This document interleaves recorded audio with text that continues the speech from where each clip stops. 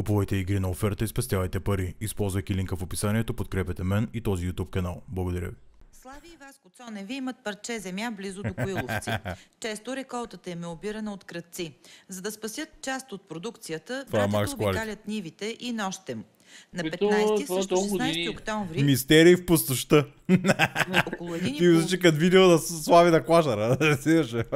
през нощта, те отиват на поредната си обиколка. С тях е и приятелят им Румен Цветанов, който е полицай. На пътя към нивите виждат черен джип. Спряхме.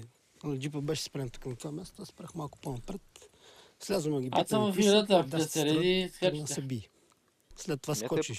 Коиловци. Двамата от джипа се сбиват с тримата коиловчани. В един момент Слави се озовава пред возилото. Шофьор се върна, се качи, го запали.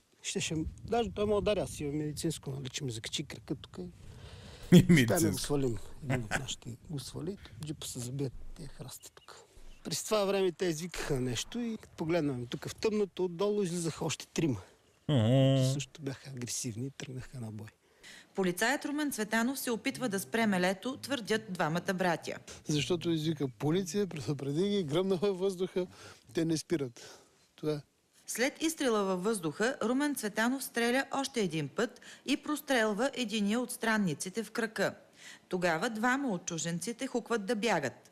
Тримата българи успяват да се справят с останалите и дори да ги завържат. Сини ластиците, които са за укрепване на товари в леките автомобили. Вързахте им ръцете и краката? Ръцете вързахме. Ръцете им вързахме и краката. Защото те бяха много живави, просто ползата така се гънат и всеки момент, че избегат. Брат ми се обади, полицаи, той звъня да си пратят още полиция и линейка. Това, което искахме. Ние сме се крили от никой. Просто да ги преберат. През цялото време българите не са знаели с какво си имат работа. Чак когато ги напънаваме някой на бой, почна да вика, че са туристи.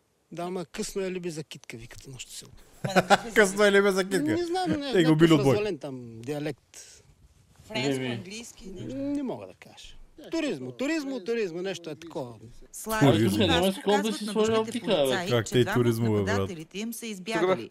Никой обаче не тръгнал да ги търси. Остана единствено един полицай. Тогава викаме, няма да оставаш сам, нали ние ще останем с тебе, солидарни сме, няма да оставим сам тук, защото не се знае какво ще излезе още отдолу. Братите от Коиловци, които набиха френски команди. След случая, братята са задържани за 24 часа в ареста. Нямат повдигнати обвинения. Фактът, че са набили френски командоси, коментират така. Явно са бягали много участия командоси, като са ги обучавали. Бегали са много участия от...